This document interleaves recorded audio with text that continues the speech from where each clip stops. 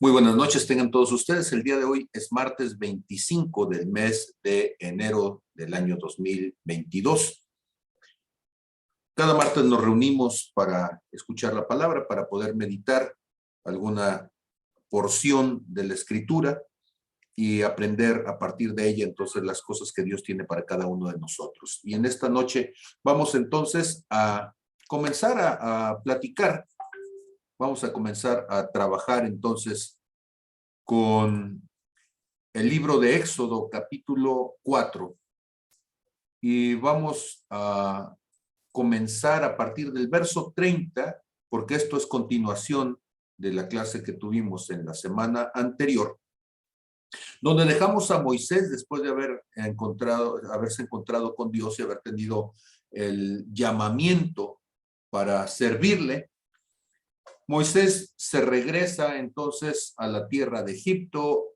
Dios le había dicho que se iba a encontrar con su hermano Aarón mayor que él, le iba a recibir. Recuerden ustedes que en este momento Moisés tiene ya 80 años y debemos de suponer entonces, por supuesto, que Aarón es mayor que él. No sabemos cuántos años, o bueno, yo no tengo todavía claridad en cuántos años exactamente tenía más que él. Lo que sí sabemos es que era mayor que él. Y entonces, cuando Moisés se encuentra con Aarón, Moisés le cuenta a Aarón todas las palabras que Dios le había dicho al momento de llamarlo y de enviarlo, y le habla, le platica, incluso quizá le muestre las señales que Dios le había dado, y estas señales son suficientes entonces para que de esta manera se pueda convencer su hermano Aarón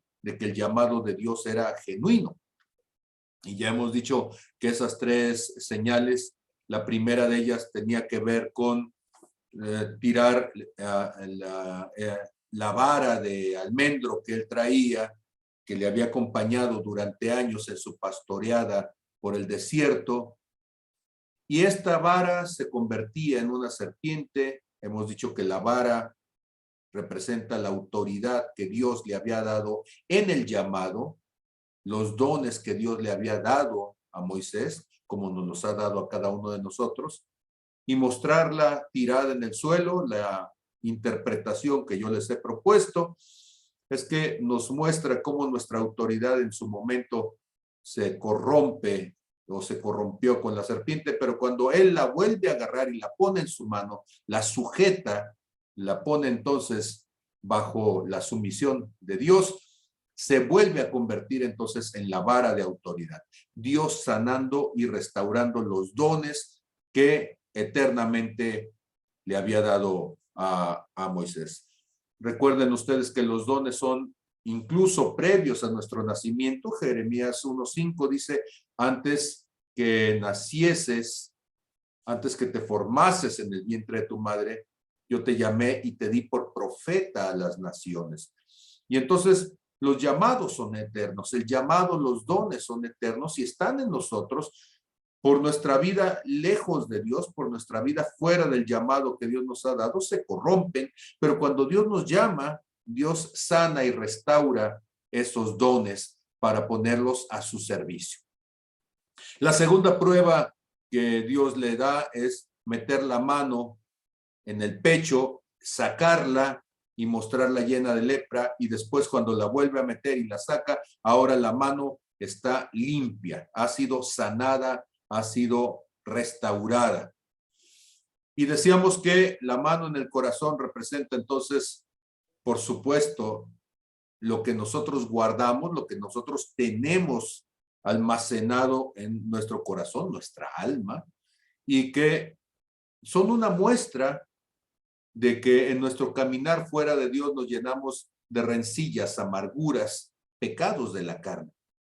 Pero cuando Dios nos llama, volvemos a meter la mano y aquello que estaba lleno de lepra, contaminado, maldecido, sale limpio. Entonces hay que sanar los dones, hay que sanar el corazón. La tercera cosa es la promesa de que Él cambiará las aguas, las corrientes del río las cambiará en sangre. Y hemos dicho que las corrientes que nos mueven, las corrientes sociales, las corrientes culturales, la gente va hacia donde la lleva la corriente. Ese pensamiento del mundo lejos, fuera de Dios, que idealizamos, que deidificamos, como lo hicieron los egipcios con el río Nilo. Y como Dios dice, ahora lo que te llevará serán las aguas de sangre, será el pacto que Dios tiene con su pueblo, el pacto para nosotros que tenemos con Jesús. Ya no serás movido por las corrientes de este mundo, ahora serás movido por la corriente del pacto de Dios, que te transformará. Y entonces, con estas palabras y con todas estas cuestiones, y lo estamos diciendo para meternos entonces en este contexto, dice Éxodo capítulo 4, verso 29, entonces, que fueron Moisés y Aarón y reunieron a todos los ancianos de los hijos de Israel. Y habló Aarón acerca de todas las cosas que Jehová había dicho a Moisés. Noten, no dice, y habló Moisés de todas las cosas que Dios le había dicho. El pretexto era que Moisés era tartamudo. El pretexto era que no podía hablar. El pretexto era que Dios se había equivocado y Moisés le había dicho previamente, llama al que has de hablar. Dios se molesta y le dice que Él es el que hace al sordo, al ciego, al mudo. Él es el que nos hace a cada uno de nosotros. Y le dice que Aarón le va a ayudar. Noten ustedes que estamos comenzando apenas con el llamado de Moisés y Moisés ya tiene un primer discípulo. Un hombre lleno de inseguridades, lleno de limitaciones, y por qué no decirlo con toda claridad, lleno de pretextos. Creo que muchos de nosotros nos parecemos bastantito a Moisés. Bueno, pero este Moisés entonces, inmediatamente Dios le echa por tierra sus argumentos pasados. Él le había pedido a Dios algo muy simple, o su pretexto era muy simple para decir, no puedo servirte, y Dios inmediatamente le está mostrando que Dios es fiel a su promesa. Y tienen esto entonces ustedes en Éxodo 4:30, a Aarón cumpliendo con lo que Dios le había dicho que iba a suceder. Aarón no lo sabía, pero Aarón se acaba de convertir en el cumplimiento de la promesa de Dios, porque Aarón ahora es quien está hablando de todas las cosas que Jehová le había dicho a Moisés. Noten ustedes que ahora es el testimonio de Moisés. ¿Cuál era el milagro más grande? Que Dios lo iba a convertir en un hombre de testimonio. Y ya comenzó el primer milagro. Porque el que estuvo en la presencia de Dios fue Moisés, no fue Aarón. Pero ahora está hablando Aarón de la experiencia, de la vivencia, de la revelación de lo que Dios le había dicho.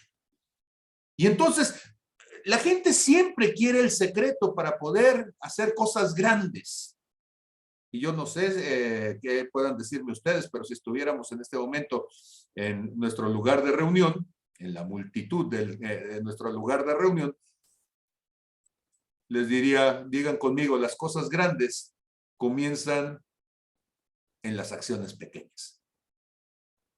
Las cosas grandes, grandes como liberar a una nación, comienzan con cosas pequeñas, como ganar al primero. Y también es interesantísimo que Moisés comienza ganando primero a su hermano. Y a veces nosotros estamos, y lo digo pues con tristeza, pero a veces andamos ganando al mundo y estamos perdiendo nuestra propia familia. Moisés comenzó trayendo la libertad a una nación con un solo hombre. Moisés comenzó trayendo la libertad, ¿sí?, a otras familias con su familia. Moisés comenzó trayendo a los desconocidos, ¿sí?, a partir de alguien de su propia sangre. Y entonces, podemos comenzar en casa. Es cierto, me van a decir, no hay profeta sin honra, sino en su propia casa y en su propia tierra, entre su parentela. Y lo sé, lo he vivido. pero es importante que nos demos la oportunidad de comenzar como comenzó Moisés, con el Aarón, con el hermano que tienes ahí en tu casa. Y entonces este Aarón, que había visto las cosas que Dios hizo con Moisés, comenzó a ser entonces de voz, el portavoz de Moisés.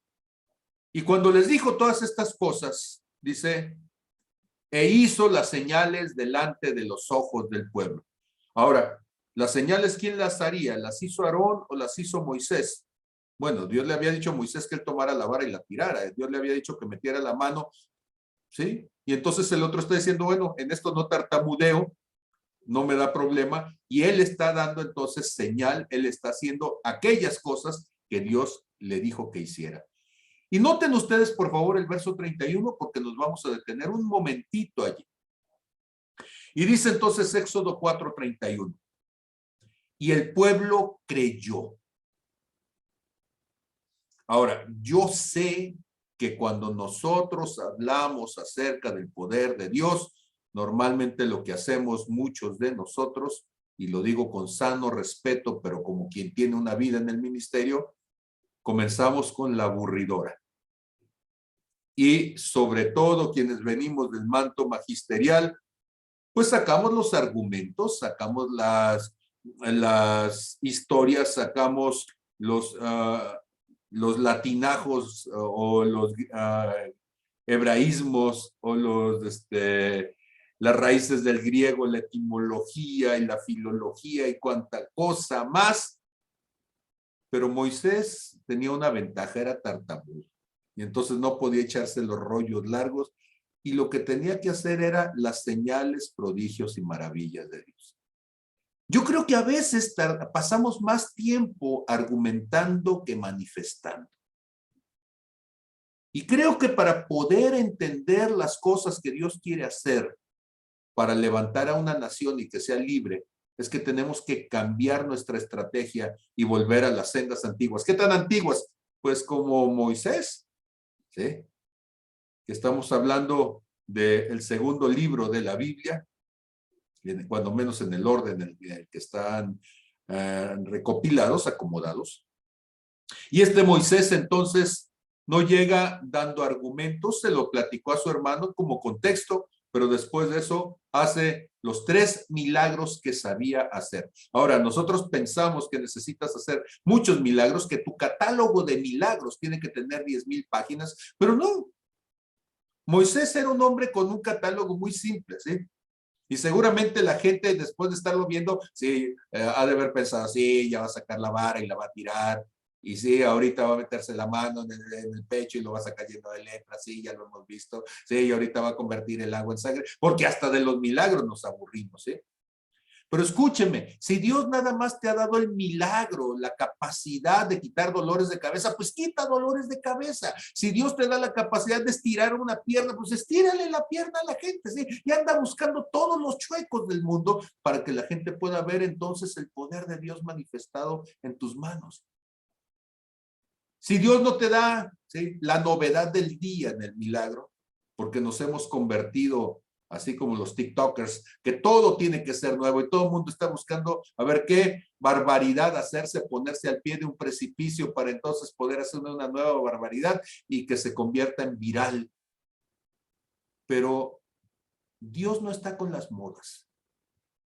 Moisés sabía hacer 3 milagros que Dios le había dicho, esa era su área de autoridad. Era en los dones en que él se movía. Utiliza los dones que Dios te dio. Utiliza las señales que Dios te dio. Y entonces Moisés manifiesta las áreas de sus dones, las áreas de su autoridad. Y cuando hace esas señales delante del pueblo, el pueblo le cree. Y oyendo que Jehová había visitado a los hijos de Israel, y que había visto su aflicción, se inclinaron y adoraron. Y entonces nosotros tenemos que considerar cuál es el propósito de Dios, cuál es el deseo de Dios. Y aquí, por favor, noten ustedes la palabra aflicción. Ellos estaban contentos porque Dios había visto su aflicción. Y entonces, tome por favor esta palabra aflicción y consideremos qué significa. Porque si yo le preguntara a ustedes qué implica la palabra aflicción, ¿qué significaría? Curiosamente, la palabra aflicción significa, bueno, viene del hebreo oni. Y oni significa depresión. El pueblo estaba deprimido. Ah, caray. Y uno diría, si la depresión es nueva, ¿sí? Pues si la depresión, pues es ya de los psicólogos americanos para acá. Antes de eso nadie se deprimía. Bueno, no le habían puesto el nombre quizá como tal, o no había, ¿sí?, un DSM, pues no sé, 0.1 o 0.001, porque si ahorita vamos en el 5, entonces, pues imagínese usted, ¿sí?, en aquel tiempo, entonces, ¿cuál debería de ser el catálogo de diagnósticos médicos? ¿Sí? Y ahora, nosotros tendríamos que considerar que la depresión, esta depresión que tiene que ver con sentirse afligido, angustiado, ¿sí?, de sentirse empobrecido. Bueno, hay una palabra antiquísima, que es una palabra que no nos gusta, y es la palabra miseria, miserable. ¿Sí? Entonces, ¿cómo se encontraba el pueblo de Israel? Se encontraba deprimido, se encontraba miserable.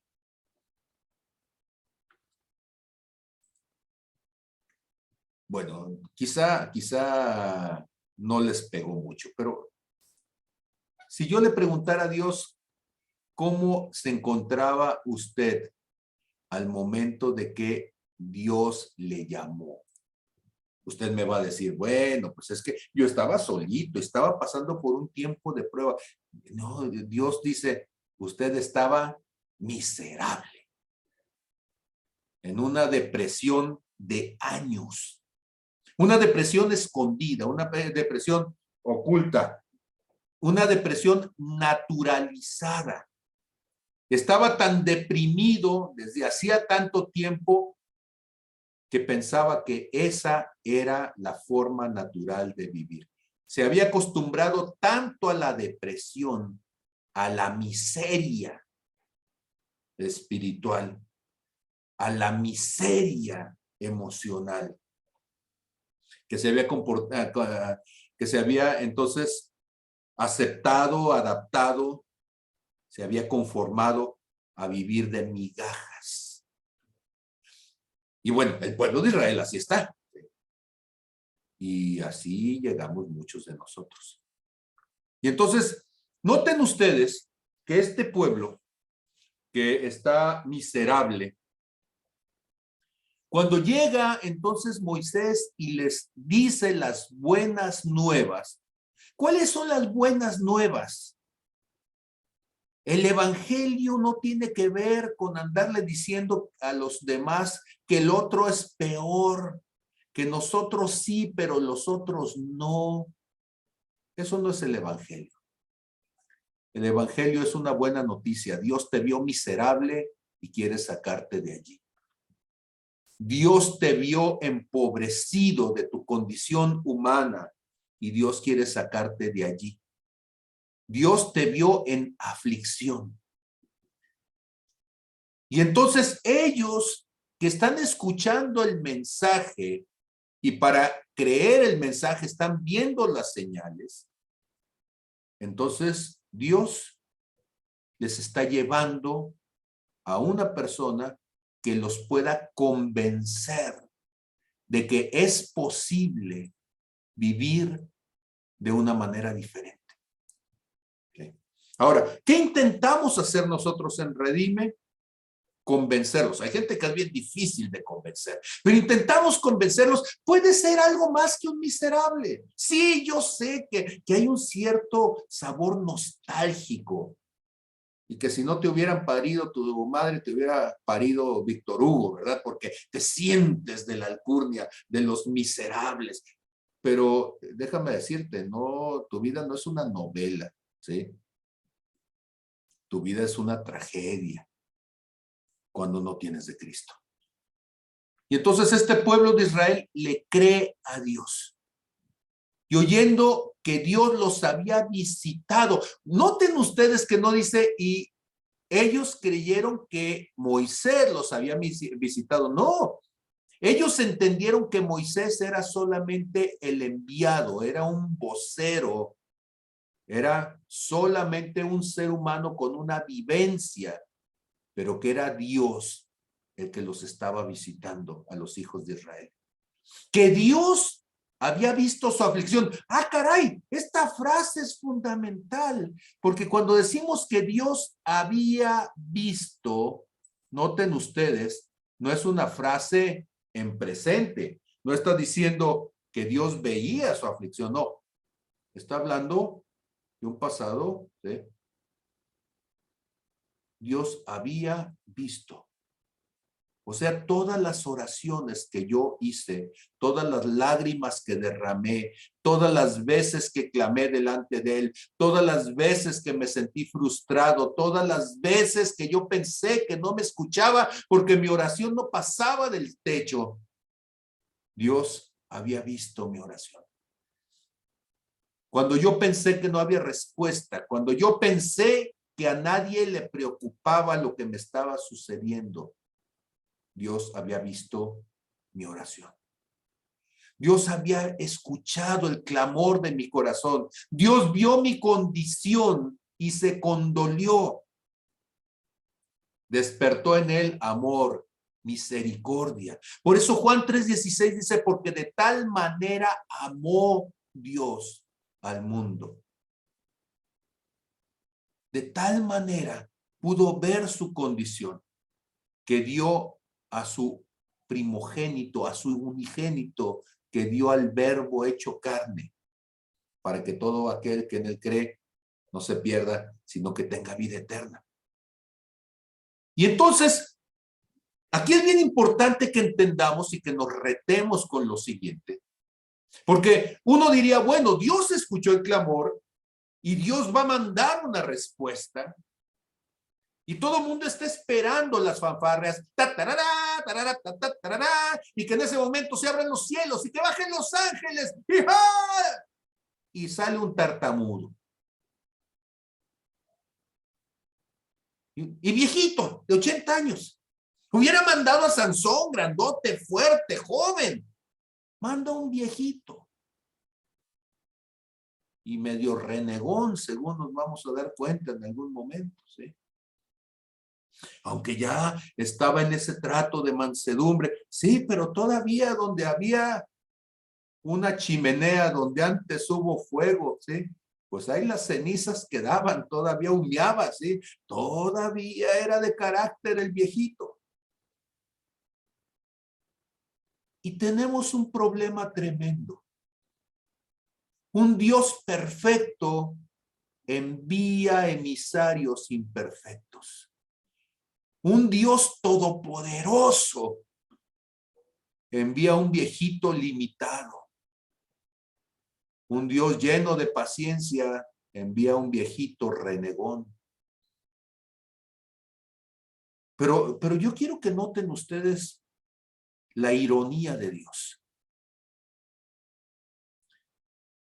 Y Dios en ese sentido es irónico porque a lo vil y a lo menospreciado, Dios lo toma, Dios lo elige para avergonzar, dice el apóstol Pablo, a los sabios. Toma lo que no es para avergonzar, para descartar a lo que sí es. Y lo que estoy diciendo no es para justificarme en mi incapacidad. Lo que estoy diciendo es que tenga usted cuidado que no deseche nada más las costaleras sin saber lo que traen los costales, dicen en mi rancho. Que no se deje llevar por la apariencia, que no se deje llevar solamente por la inutilidad del que le habla. Si el que le habla le está hablando en nombre de alguien mucho mayor que él mismo. Y entonces resulta que la fe tiene un problema. La fe, para que pueda ser aplicada, primero necesita ser castrada la soberbia. Porque en la soberbia nosotros no escuchamos al otro, escuchamos nuestra propia necedad, nuestra propia estupidez. Y aunque el otro está hablando algo, no lo escucho, porque el eco de mi estupidez me ensordece. Y entonces es necesario que Dios pudiera esperar el tiempo. Ahora, ¿cuánto tiempo es necesario antes de que Dios pueda enviar a alguien? Bueno, pues dicen en mi rancho que el perdido a todas va. Pues sí, pero el que no se siente perdido no necesita un salvador. Necesitamos esperar el tiempo de que el corazón del otro está preparado. Y el corazón del otro está preparado cuando está lo suficientemente quebrantado para poder creer que aquel estuche decrépito de 80 años, que aquel viejito que había salido huyendo porque era un asesino y había sido descalificado y había sido desechado por la familia real a causa de que había matado a un guardia egipcio, que había sido desconocido por su propio abuelo por las cosas que hizo, pues necesitamos entonces revestirnos de humildad, quebrantar nuestro corazón y decir, Señor, tú puedes usar a quien tú quieras. Y más que escuchar la voz del enviado, escuchar el corazón de aquel que lo envió. Y entonces, ellos habían llegado a ese punto de quebrantamiento por su aflicción. Es cierto, eran unos miserables, pero habían logrado entender que su condición de miseria les impedía liberarse a sí mismos, y era necesario que alguien lo hiciera por ellos. Y entonces, en consecuencia, se inclinaron. Note usted, se inclinaron. Los miserables se inclinaron. Y uno dice, es que el miserable se inclina siempre. No, créame, yo tengo años pastoreando miserables. Pero inclinarse no es un acto, ¿sí?, forzado.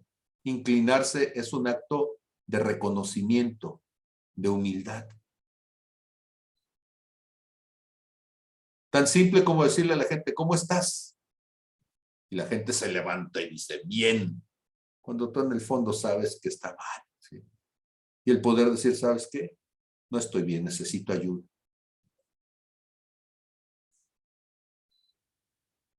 La gente dice que la gente pobre es humilde. No es cierto. Yo conozco gente sin dinero, empobrecida, pero con una soberbia. Porque si el hambre me tira, el orgullo me levanta. Y entonces, inclinarse. Inclinarse, y quizá podría predicar bastante rato sobre esto, y solamente quiero tocar la palabra para que entienda el trasfondo desde donde estamos. Inclinarse significa someterse. Someterse significa aceptar que el otro tiene autoridad, que el otro tiene razón. Significa aceptar que yo debo de aprender del otro. Y fíjese qué difícil es inclinarse, que la gente no puede llegar ni siquiera a la hora que comienza el servicio, porque la soberbia le pesa tanto que no logra llegar a tiempo, arrastrando tal soberbia. Y bueno, pues ya depende de la hora que usted llegue, ¿verdad? Significa lo que tiene que jalar la cola. Pero entendamos entonces que el inclinarse significa entrar a una cultura a la cultura del otro. Inclinarse significa entrar en la razón del otro, en el argumento del otro, en la forma de hacer las cosas del otro. Porque cuando nosotros nos inclinamos ante Dios, lo que estamos diciendo es, reconozco que tú tienes la forma correcta de hacer las cosas. Quiero hacerlas a tu manera, Señor. Eso, en el fondo, tiene que ver con este asunto de inclinarse. No es un asunto físico, es un asunto del corazón. Y una vez que nos inclinamos y reconocemos las maneras de Dios, entonces lo que sigue es decir, y ahora yo te exalto. Yo te reconozco, te adoro, rindo mi corazón a ti. Y entonces ellos en ese momento muestran que están listos para ser libres. Primero, porque reconocen su propia miseria. Segundo, porque reconocen la autoridad del que quiere salvarles. Y tercero, porque tienen un corazón de gratitud y se entregan en esa gratitud y adoran. Todo va muy bien, ¿sí? Si todo esto se hubiera mantenido así, entonces nos hubiéramos ahorrado muchísimo tiempo en lo que va a seguir. Y entonces, en Éxodo capítulo 5, en el verso 1 y siguientes, dice, después Moisés y Aarón entraron a la presencia de Faraón. Entonces, entendamos que en todo este contexto que he hablado, el pueblo está listo para ser libre. Bueno, parece que sí, pero Faraón no está muy de acuerdo, porque ellos nacieron y crecieron en el reino de Faraón. Y Faraón entonces no le conviene que este pueblo sea libre. Le dice Moisés y Aarón, Jehová, el Dios de Israel, dice así. No llegaron ellos diciendo, mira, nosotros creemos, nosotros pensamos, nosotros sentimos, y con todo respeto para quien lo diga así, pero a nadie le importa lo que tú piensas, lo que tú sientes, lo que tú argumentas. En realidad lo que importa es qué es lo que Dios está diciendo al respecto. Y yo sé que suena grotesco al decirlo yo de esta forma, pero la única manera en que vamos a ver un milagro de Dios es escuchando lo que Dios quiere. Y ellos entonces ya lo habían entendido y le dicen, esto es lo que Dios dice. Deja ir a mi pueblo a celebrarme fiesta en el desierto. Noten ustedes, ¿sí?, que el llamado es un llamado muy simple. Ni siquiera está diciendo, déjalos ser libres para que dejen de ser esclavos. Noten ustedes que la primera frase que les dice Moisés y Aarón de parte de Dios es, déjalos ir a celebrarme fiesta en el desierto.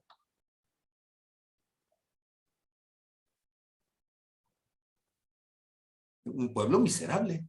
No habían tenido fiestas seguramente en toda su vida. Habían visto celebraciones de los egipcios, pero las celebraciones de los egipcios no eran las celebraciones de los esclavos de los egipcios. Y entonces, Faraón, ante un llamado que podía ser muy fácil, que incluso podía ser negociable y que le hubiera costado muchísimo menos dolor, simplemente decir, está bien, van a ir, vayan y regrésense.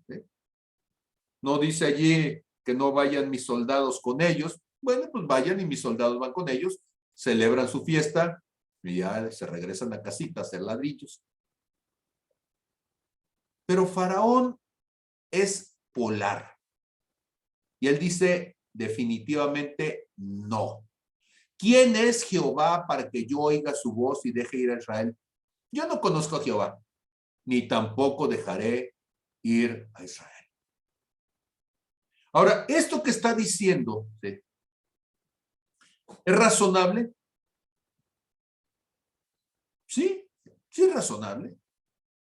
Porque si somos honestos, Jehová no se había manifestado a los egipcios Y entonces si hubieran llegado diciéndole, Amón-Ra ha dicho, bueno, pues entonces sí, seguramente hubiera dicho, ese es el Dios que nosotros conocemos. Pero ese Dios que ustedes me dicen, ese no lo conozco yo. Y como no lo conozco, pues tampoco puedo hacer lo que alguien dice que no conozco, pero lo que está diciendo no me conviene. Y entonces, ¿quién es él? ¿Con qué nivel de autoridad debo de escucharlo yo para dejarlos ir a ustedes? ¿Sí? Yo no conozco a Jehová. Número uno. Número dos, tampoco dejaré de ir a Israel, porque no me conviene. Es mi fuerza, es mi mano de obra, es la fuerza de crecimiento de mi imperio. No me conviene. Escúchame. A nadie le conviene para sus intereses hacer lo que Dios dice. Seamos bien honestos. De todos los que están escuchándome en este momento, a ni uno le conviene. Y al pastor tampoco le conviene. ¿Por qué? Porque carne somos. Y en nuestra carnalidad lo que quisiéramos es llevar a cabo, desarrollar, construir para nosotros mismos. Lo que haga crecer nuestro nivel de influencia, lo que haga crecer nuestro imperio, lo que haga crecer nuestra capacidad, lo que haga crecer nuestra riqueza. Y entonces, del mismo modo, también nosotros decimos, ay, esto no lo pudo haber dicho Dios, ¿sí? Y tengo gente en la iglesia que tiene años y todavía no sabe escuchar la voz de Dios cuando le dice que deje de pecar. Y siempre está diciendo, serás tú, Señor, porque va en contra de lo que tú quieres, ¿sí? Entonces, ¿cómo no considerar que este faraón está diciendo, no lo voy a hacer? Ahora, Dios se lo sabe. Miren, este cuento Dios se la sabe muchísimo, ¿sí? Y Dios dice, bueno, esa fue la primera llamada. Y en la primera llamada, no quisiste, está bien. Vamos a subirle una rayita al nivel, ¿sí? ¿Y cómo se llama esta historia? Esta se llama la historia de tu quebrantamiento. Entonces, el primer llamado fue bien sencillo, pero no quisiste. Y entonces ellos le suben una raya al nivel, ¿sí? Y le dicen, el Dios de los hebreos, por cierto, tú eres egipcio, por eso no lo has escuchado, ¿sí? O sea, sí, te entendemos, ¿sí? Porque Dios habla con los hebreos, somos descendientes de Abraham, de Isaac, de Jacob. Pero tú no, ¿verdad? Sí, sí, bueno, lo sentimos por ti. Pero el Dios de los hebreos nos ha encontrado. O sea, no fuimos nosotros a Él, Él es el que vino a nosotros, Él es el que nos andaba buscando y ya nos encontró. Noten ustedes la siguiente frase. No le están diciendo, ¿sí? Te estamos pidiendo permiso. Primero te lo pedimos y no quisiste. ¿Sí? En el verso 1 le dijeron, deja ir a mi pueblo, ¿sí? Dales oportunidad. Pero en el verso 3 dice, iremos pues ahora camino de 3 días por el desierto y ofreceremos sacrificios a Jehová nuestro Dios para que no venga sobre nosotros con peste o con espada. Noten ustedes, yo sé que en el Antiguo Testamento no se ponen rojo las palabras así como las de Jesús, fuertes, ¿eh? Pero si en ese momento esto fuera una película, de fondo se escucharían tambores y un timbal, ¡pum!, donde dice, deja ir, ¿sí? Iremos pues ahora camino de 3 días por el desierto. Ya no te estoy pidiendo permiso. Te pedí permiso por diplomacia la primera vez.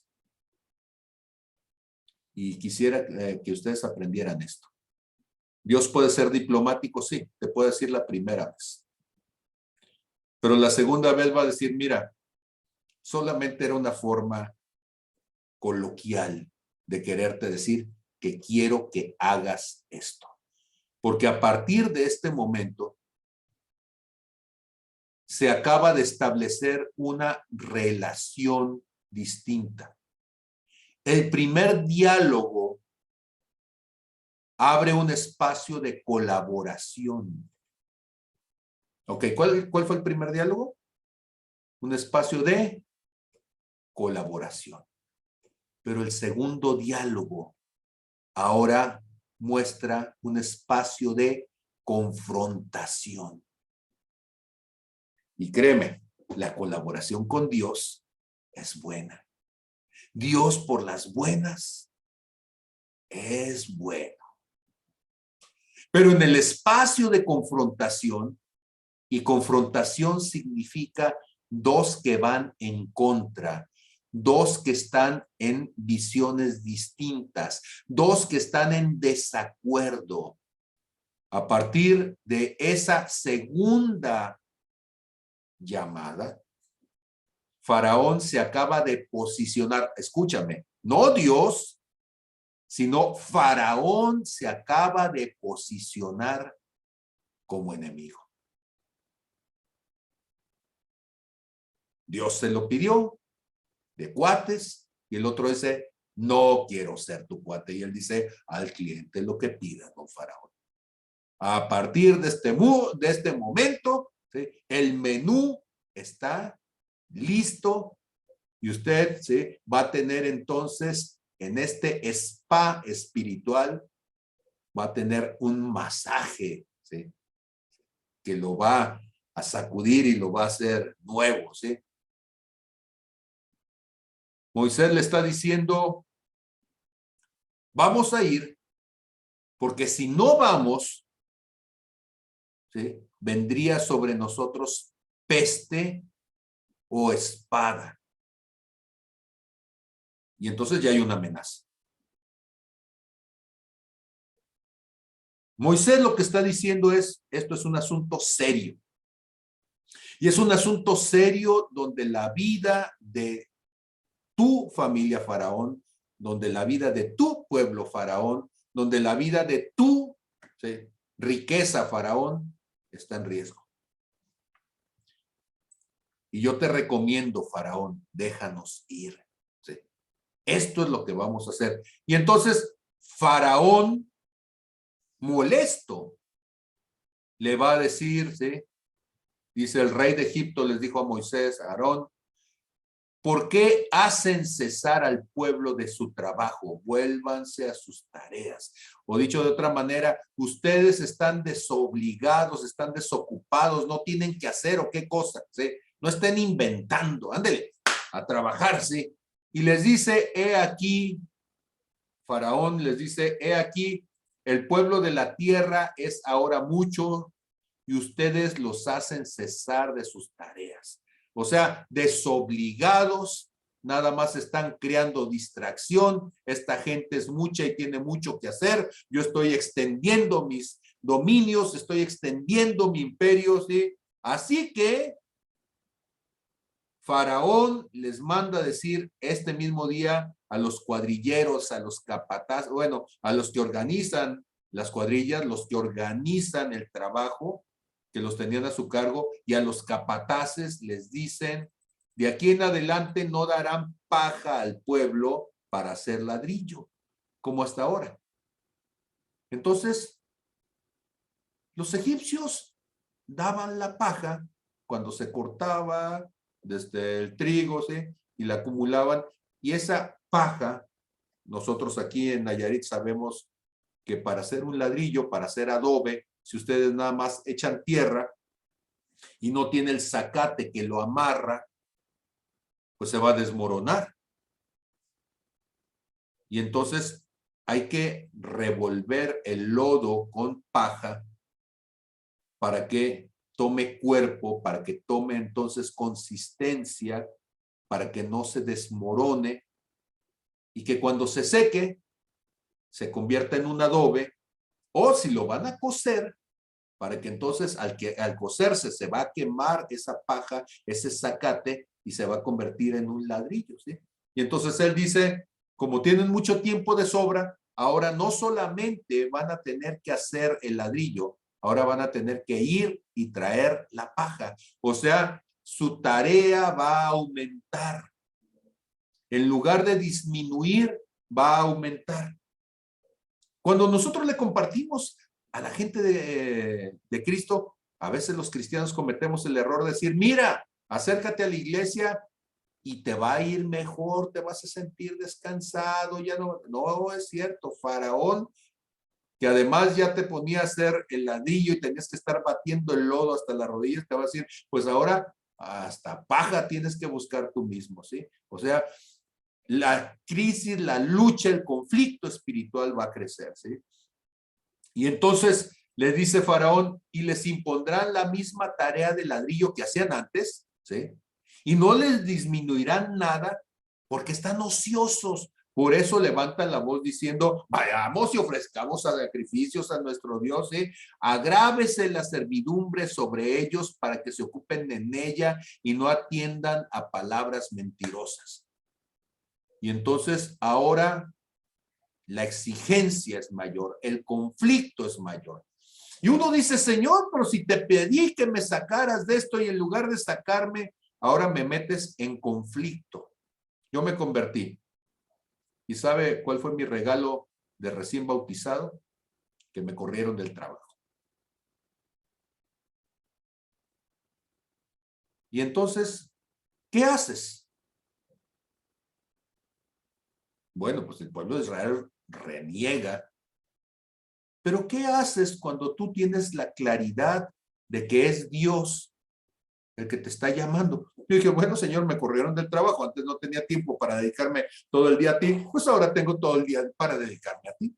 Y lo que hice fue, agarré el ministerio entonces de tiempo completo, porque si antes lo tenía de tiempo parcial, al no tener otra cosa que hacer, dije, Señor, nunca he pedido trabajo, el día que pedí trabajo no me dieron, así que tú me lo quitaste, el día que quieras que vuelva a tener trabajo, tú me lo darás.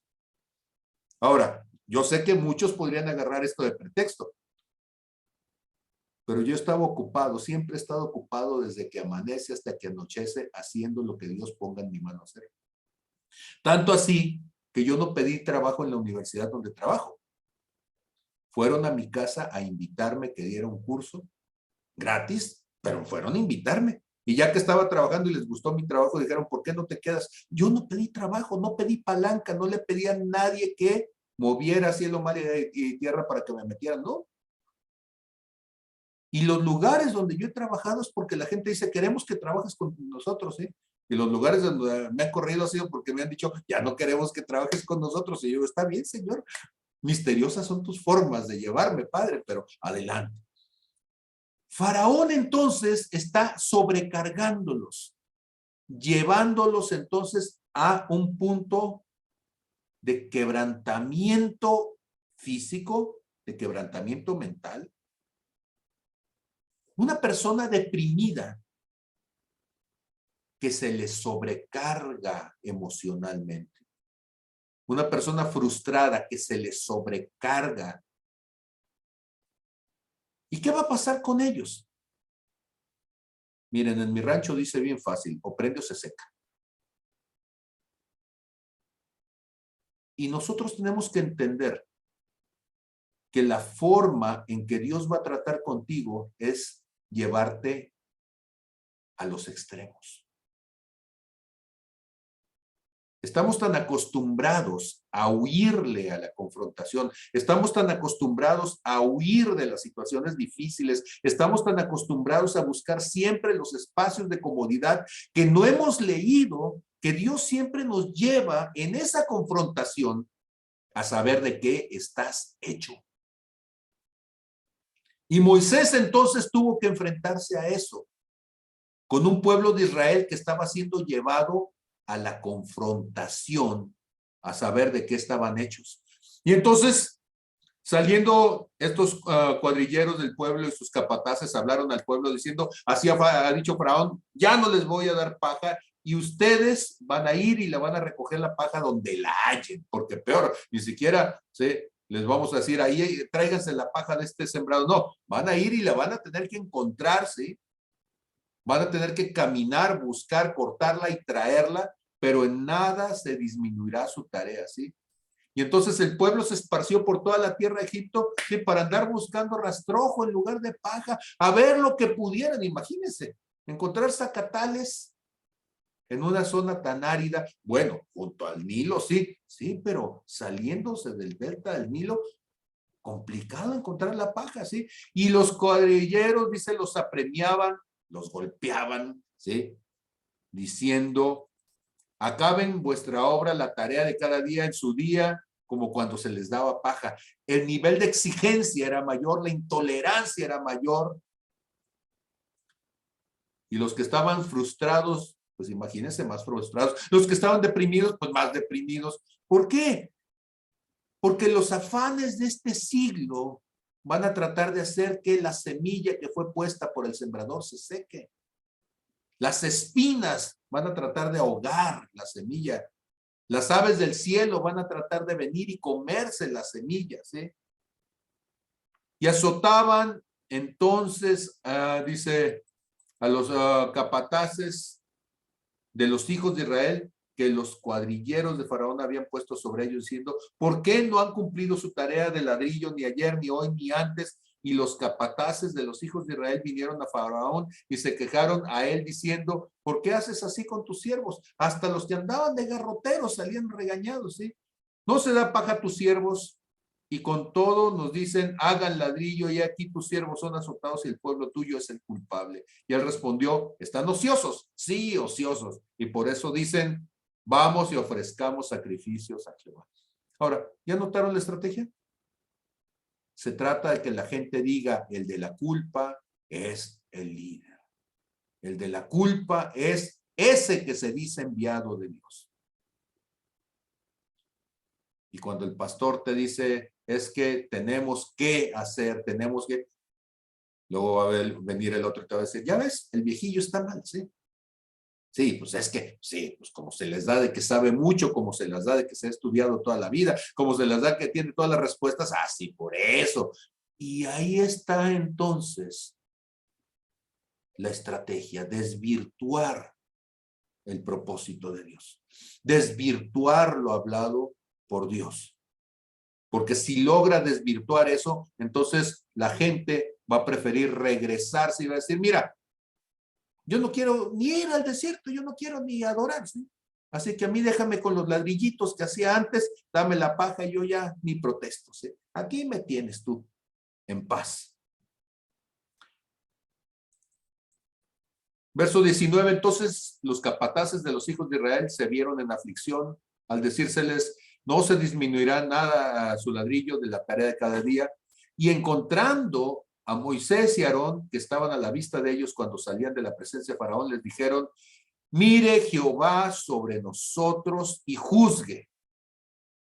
Ahora hasta Dios ya lo metieron como testigo, ¿sí? Pues nos han hecho abominables delante de Faraón y de sus siervos, poniéndoles la espada en la mano para que nos maten, ¿sí? Ya hiciste que se enojara, ¿sí? Mi celador, ya hiciste que se enojara mi verdugo, ¿sí? Tan a gusto que estaba yo con mi verdugo, nada más me pegaba 3, 4 veces al día, pero pues, sí, nada más. ¿Se han fijado ustedes que el síndrome de Estocolmo también está en la iglesia? El enemigo te tiene ahí sangoloteado, empobrecido, miserable.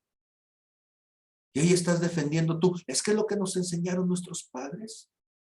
Es que es la manera en que todos hemos vivido, ¿sí? Y tratas de cambiarle la manera de pensar y se sienten ofendidos. Porque ¿cómo van a dejar de hacer lo que los llevó a la miseria?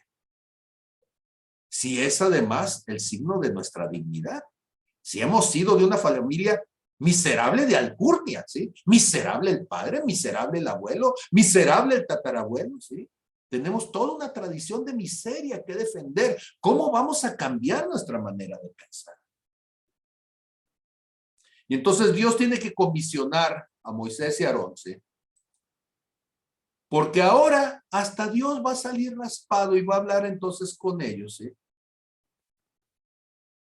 Y los va a poner entonces en una situación de cambio, ¿sí? Noten ustedes que ahora Moisés, en lugar de salir a defender a Dios, Ahora Moisés va con Dios, se vuelve a Dios y le dice, Señor, ¿por qué afliges este pueblo?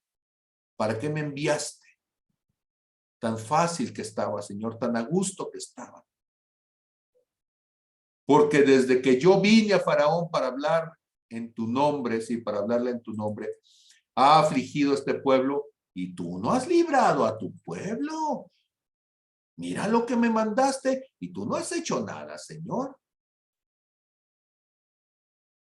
¿Sabes para qué envió Dios a Moisés? Para llevar al pueblo a crisis. La palabra crisis es una palabra muy mal entendida. Tiene una fama horrible. Y más todavía en los consultorios de los psicólogos. Yo creo que los psicólogos pasaron por alto, muchos de ellos, la materia de filosofía de la psicología. Y lo digo porque yo di esa materia durante un buen rato a los grupos de psicología, ¿sí? Y entonces de repente no entendemos el sentido de las palabras. La palabra crisis implica decisión. Discernimiento, en el griego se dice diacrisis, o sea, discernir, que discernir es separar, entender, priorizar lo que es más importante, quitar lo precioso, entresacar lo precioso de lo vil, eso es discernir. Pero para discernir necesitamos tomar una decisión. Día es a través de, por medio de crisis, una decisión, un espacio crítico donde tenemos que saber qué es lo correcto y qué es lo incorrecto. Dios es un Dios de crisis, porque las crisis te llevan a decidir. Moisés entonces es un hombre que tiene un llamado, pero hasta este momento Moisés no entiende el llamado de Dios. Moisés es un hombre que habla de lo que Dios le dijo que hiciera, pero no entiende el corazón de Dios. Moisés es un hombre que está dentro del plan y proyecto y propósito de Dios, pero no entiende ni el plan, ni el proyecto, ni el propósito de Dios, no entiende las maneras de Dios. Y entonces Moisés, sin darse cuenta, se acaba de convertir en un estorbo para lo que Dios quiere hacer. Porque en lugar de entender cómo Dios, a través de esta crisis, va a llevar al pueblo a tomar una decisión profunda. Y esa decisión nosotros la podríamos perfilar hasta el final en decir, el que no está conmigo está contra mí. Y el que no junta conmigo desparrama, como lo dijo Jesús. Pero Moisés no se ha dado cuenta de eso. No se ha dado cuenta que el Hijo del Hombre no vino a traer la paz, dice Jesús, sino la espada. El Hijo del Hombre vino a poner al hombre contra su mujer, al padre contra el hijo. Y dice uno, oye, ¿cómo es eso? ¿Qué evangelio tan raro está diciendo este tipo esta noche?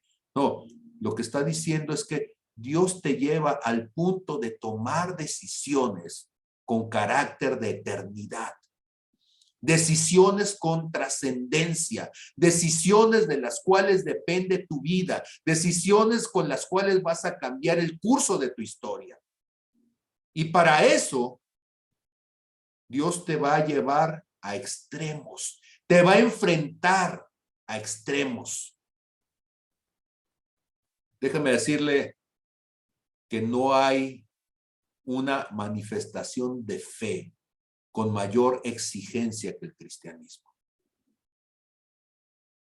El cristianismo es la expresión de fe más incómoda que usted se va a encontrar en la faz de la tierra. Porque Dios te va a llevar día a día a escoger los clavos en lugar del martillo, a escoger la corona de espinas en lugar del casco romano. Te va a llevar a tener la punta de la lanza en el pecho en lugar que el asta en las manos. Te va a llevar a ser entonces como oveja en el matadero. Te va a llevar a cargar el dolor y el pecado de la humanidad juntamente con Cristo. Te va a llevar a rechazar tu carne, a negarte a ti mismo, a entregar todo. Y dice uno, oye, qué feo es eso. Yo quiero una fe más agradable.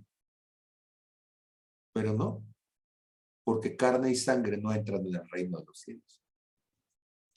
En Éxodo 6:1, entonces, Dios le va a responder a Moisés, porque el otro le está diciendo, Señor, lo has hecho, Señor, mira nada más, y está protestando, está de enemigo de Dios, está enojado con Dios, se siente defraudado de que Dios lo mandó y no ha hecho nada, dice él.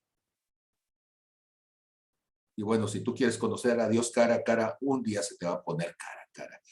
Y en Éxodo 6, Jehová le responde a Moisés, ahora verás lo que yo haré a Faraón, porque con mano fuerte los dejará ir y con mano fuerte los echará de su tierra.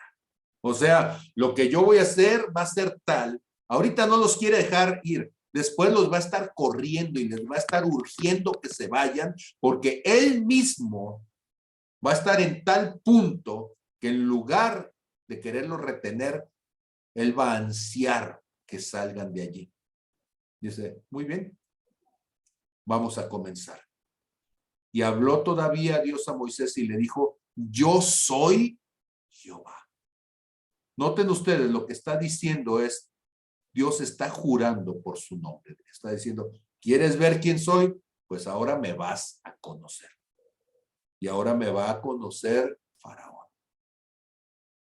Y esto entonces, cuidado, porque lo que está diciendo Éxodo 6:2 es que Dios se lo ha tomado personal.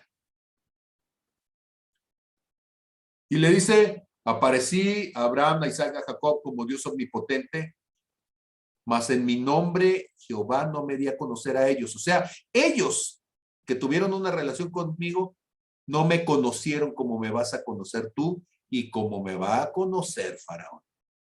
¿Has escuchado esa frase de, y me van a conocer? Pues es una frase tremenda y que inquieta, que hace temblar cuando es Dios quien te la dice. Y dice, también establecí mi pacto con ellos de darles la tierra de Canaán, la tierra que fueron forasteros y en la cual habitaron, ¿sí?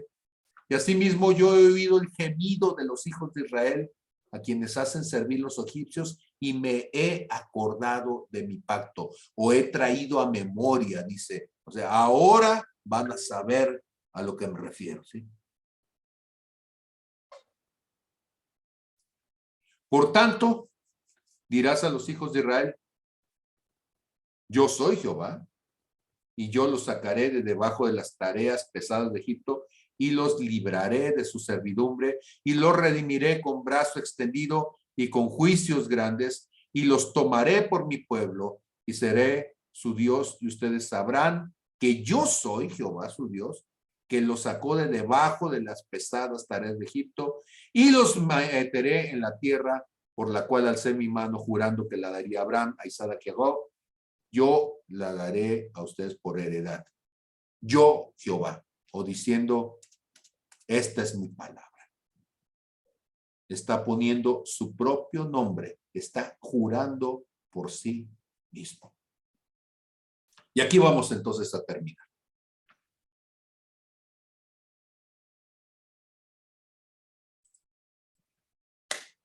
En nuestra siguiente clase, ¿qué es lo que vamos a ver? Sí. Lo que vamos a empezar a ver es, ¿qué hace Dios cuando se toman las cosas personales? ¿Qué hace Dios cuando dice, mi nombre está en entredicho? Dijimos que Dios lleva las cosas al extremo. No solamente lleva a este pueblo al extremo de sí mismo. Ahora Dios dice, yo mismo voy a ir al extremo. Y en nuestra siguiente clase vamos a ver entonces un Dios al extremo en una confrontación contra Egipto para sacar a Egipto del corazón de Israel.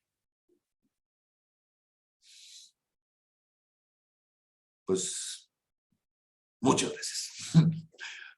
¿Hay algún comentario? ¿Alguien tiene alguna cosa que aportar? Porque ahora hemos estado en un monólogo largo y violento. Armili. Te fuiste como gordo en tobogán. Fíjate que lo que yo estaba pensando es el comentario constante que se hace, al menos cuando uno empieza a dar claves, como, y ya le dijiste a la persona que lo vas a meter en conflicto, y ya le dijiste que es un confrontamiento con sus propias ideas, o con lo que se les enseñó, o con lo que cree que hasta el momento es lo que Dios le ha dicho. Y me quedo con esta parte del continuará, porque prácticamente siento que es como parte del trayecto que en lo personal he vivido en claves, como Dios me ha dicho, a ver, o sea, ¿realmente quieres saber qué es lo que yo digo? ¿Estás segura? Porque vas a tener que trabajar, ¿no? O cuando me dice, hey, acuérdate que falta estar, y entonces el acercarte a Dios y decirle, a veces no es lo que tú quisieras escuchar, pero sirve. Entonces me quedo pendiente con continuará. Muy bien, gracias, Mili. ¿Alguien más tiene alguna opinión, algún comentario, alguna aportación? ¿Qué es rescatable de esta clase?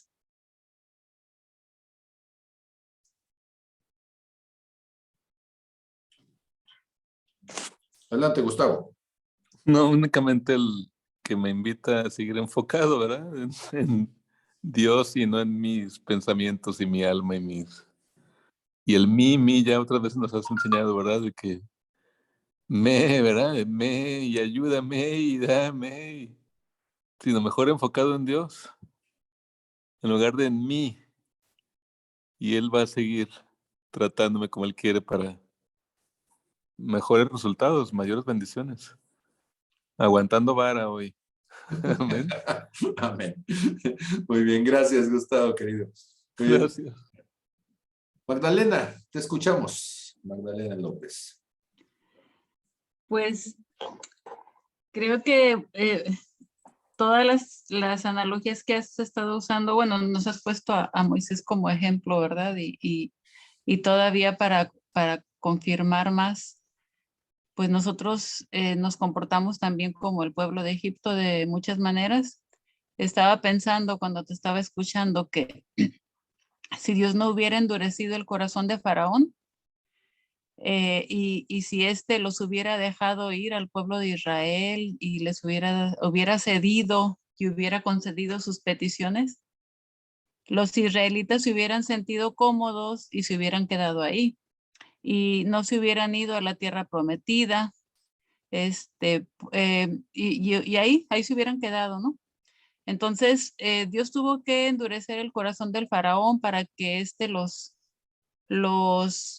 castigara y los maltratara a tal punto que necesitaran huir, y aun cuando estaban huyendo, necesitaban sentir los cascos de los caballos del ejército egipcio detrás de ellos para verse en la necesidad de seguir avanzando, porque eran capaces de regresarse, ¿verdad? Y aún así todavía, después de que cruzaron del Mar Rojo, necesitaron que el Mar Rojo se cerrara a sus espaldas para ya no regresar jamás. Y nosotros a veces así somos, o posiblemente, pues, bueno, yo sí me identifico, la verdad, necesitamos la presión eh, de los conflictos que tenemos que enfrentar, y necesitamos que Dios nos queme los puentes también para dirigirnos hacia adelante, hacia el propósito que Él tiene para nuestras vidas, porque somos bien cómodos, ¿no? Es muy fácil quedarnos en esa zona de confort. Y Dios, no queremos entender que Dios tiene algo mucho mejor para nosotros, pues Él nos tiene que presionar también así por medio de los conflictos y las experiencias que nos toca vivir a cada uno.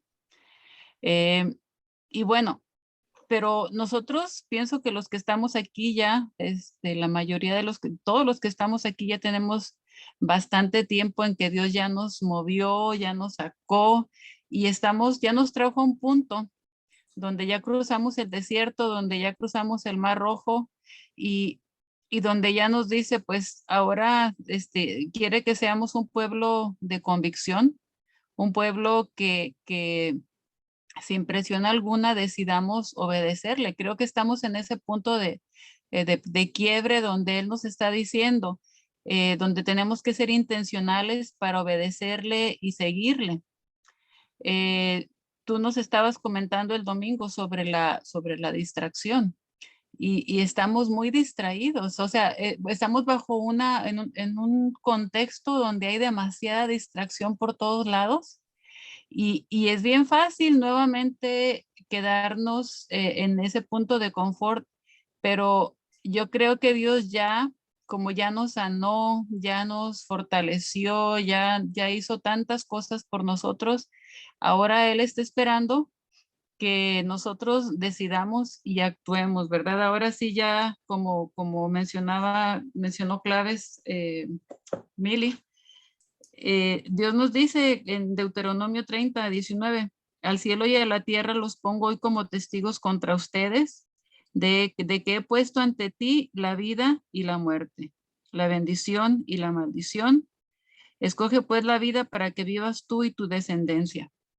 Ya estamos en ese punto, ya no somos bebés espirituales, necesitamos tomar decisiones firmes y dejar esas distracciones atrás, esas cargas que nos están estorbando, porque creo firmemente que Cristo viene pronto. Yo sé que tanto lo hemos dicho, pero en realidad se están acomodando las cosas de manera en que Él viene pronto y está llamando a su pueblo, que su pueblo se levante. Este año pienso que es un año crítico y tenemos que tomar nuestro lugar. Tenemos que pues ser bien decididos y bien firmes y dar esos pasos adelante para que así como tú también ya lo has mencionado, que esos dones que Dios nos dio los desarrollemos y los utilicemos para su gloria.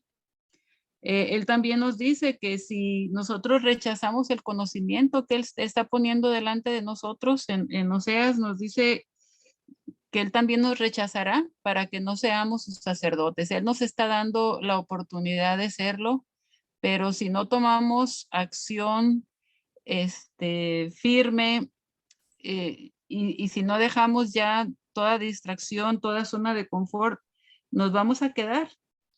Y a mí me tocó mucho cuando estaba orando Brenda el domingo antepasado y ella mencionó Jeremías 2:14. Cuando estaba orando, dice, porque yo lo anoté, aquí lo tengo, porque dice, 2 males ha hecho mi pueblo. 2:13. Dejáronme a mí, fuente de agua viva, para acabar para sí cisternas rotas que no detienen agua. Y eso es lo que está haciendo todas las distracciones que cada uno tenga, ¿verdad?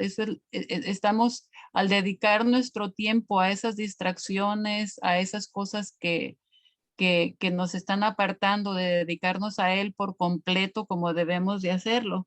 Esas son esas cisternas rotas que no retienen agua y en lugar de formar las cisternas que nos llenen de Él, que Él es fuente de agua viva.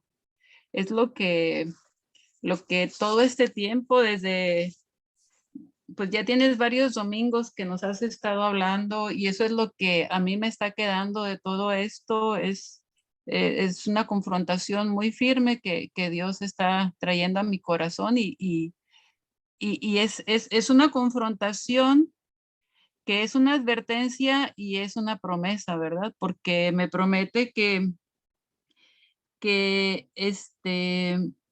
que si escojo la vida, si escojo la bendición, voy a vivir yo y mi descendencia. Pero si no la escojo, ni yo ni mi descendencia, o sea, son advertencias muy firmes, muy claras y no hay vuelta de hoja. Gracias, eso es lo que quería, lo que me queda. Gracias. Hay un versículo que va de regalo, ¿sí? Y están en las últimas palabras de Dios para la humanidad. Ustedes saben que Apocalipsis es el último libro de la Biblia. Y en el último libro de la Biblia, en el último capítulo del último libro de la Biblia, están las últimas palabras de Dios para la humanidad, ¿sí? Interesante para aprendérselo. 22:11. Entonces, noten ustedes, 22 es el último capítulo de la Biblia, ¿sí? Y bueno, pues el 11 no es el último versículo, ¿sí? Pero estamos dentro de este contexto de las últimas cosas. Y tiene que ver con esto que decíamos hace un momento. El que es injusto, sea injusto todavía. Y el que es inmundo, sea inmundo todavía. Y el que es justo, practique la justicia todavía. Y el que es santo, santifíquese todavía. Ok, la nueva versión internacional, ¿sí? Dice, deja que el malo siga siendo el mal y el vil siga envileciéndose. Deja que el justo siga practicando la justicia y que el santo siga santificándose, ¿sí? Ahora, ¿qué es lo que está diciendo? Lo que está diciendo es que la persona lleve al extremo lo que es su decisión.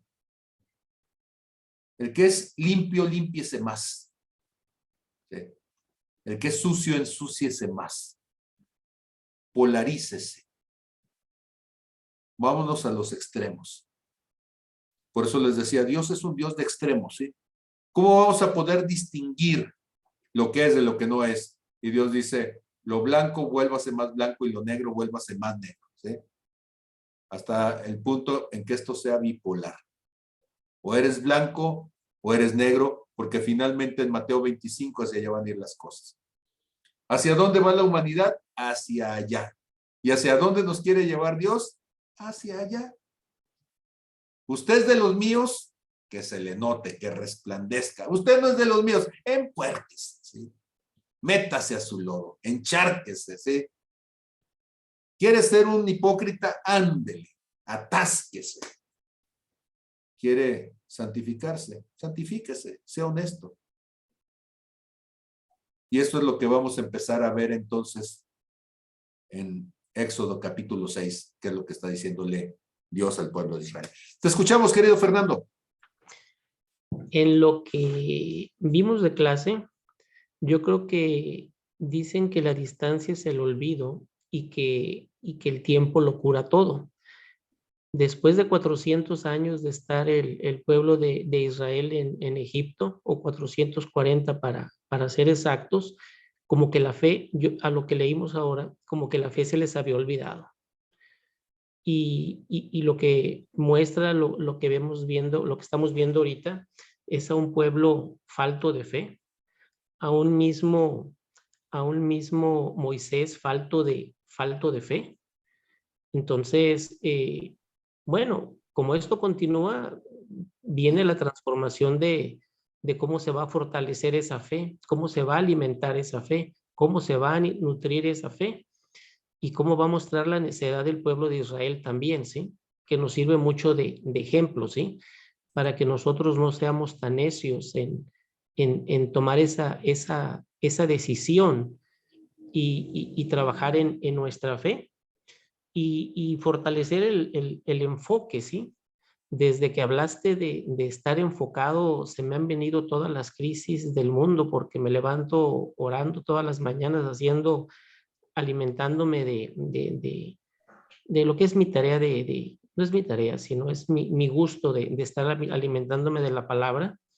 Y entre más busco enfocarme, me han salido muchas situaciones todos los días, pero gracias a que de que el alimento que tomo es bueno, porque es Jesús, al final del día las cosas salen bien libradas pues por obra de Él, ¿sí? Por obra del Espíritu Santo, ¿sí? Entonces me ha servido mucho. El día de hoy veo esa falta de fe y me da mucho gusto que yo estoy trabajando en mi fe, que se está fortaleciendo, que me estoy enfocando, pero que es producto de lo que me estoy alimentando, de lo que me estoy nutriendo, ¿sí? Y que siento que estoy más en gracia que por obras y todo, ¿sí? O algo así, y que tanto hago buenas acciones, hago buenas cosas, pero también me siento más cerca de Jesús. Y ahorita veía al pueblo de Israel, pues muy falto de fe, es lo que puedo comentar. Gracias. Amén. Pues muchas gracias. Yo creo que vamos a agarrar este versículo y creo que incluso ese va a ser el tema del campamento, ¿sí? De una vez para irlo viendo. Apocalipsis 22:11. ¿Sí? Al extremo. ¿Sí? Podríamos decir añejados, ¿sí? Así como el queso, que si era hediondo, añejo es más hediondo, ¿sí? Y si era amargo, amargoso, ¿sí? Si era lo que al extremo, concentrado, ¿sí? Destilado. Y necesitamos entonces llegar al extremo de lo que somos en Cristo. Vamos a destilarnos. Pues Dios les bendiga a todos. Gracias por su amor, por su misericordia. Gracias también por las felicitaciones del fin de semana. Estuvo larga la lista para cuando vamos a ponerle corazoncitos a todos los que pusieron una felicitación, ¿sí? Fueron casi como 270, 280 gentes a las que tuve la oportunidad de decirles gracias por haberse acordado y qué bendición. Ahora lo que hay que hacer es estar al nivel y a la altura de sus palabras. Creo que no me conocen porque todos dijeron muchas cosas buenas de mí, pero voy a procurar llegar a la altura de sus expectativas en nombre de Dios y que Dios nos permita entonces alcanzar los propósitos que Dios tiene. Estamos a 54 años y todavía nos faltan 6 años para los 60, que como he dicho es la etapa en donde Dios quiere que yo cambie de función. Ahorita estoy al frente de la congregación, cumpliendo el tiempo que me toca y seguramente después de ese tiempo podré hacer mi siguiente etapa, que va a consistir en estar viajando y pasarme algunos días en casa de gente que necesite ayuda y poder estar acompañándoles y aconsejándoles hasta que ya no pueda viajar y entonces me tengan que tener acá resguardado y bañándome una vez a la semana como todo viejito. Se me imagino, no sé qué vaya a ser, pero Dios permitirá si es que seguimos por aquí en este mundo. Mientras tanto, entonces aprovechemos porque los tiempos van rápido. Si usted lee noticias se va a dar cuenta de que, dice siempre Mili como gorda en tobogán, se están acelerando los tiempos. Hay muchas cuestiones que desde lo social, desde lo ecológico, desde lo económico, nos están diciendo la humanidad está, ¿sí?, tomando velocidad hacia su propia crisis, y esa crisis ya dijimos que es una confrontación. El que no está conmigo está contra mí, el que no junta conmigo desparrama. Y yo espero que todos ustedes y yo podamos juntar con el Señor. Dios les bendiga a todos. Buenas noches. Gracias.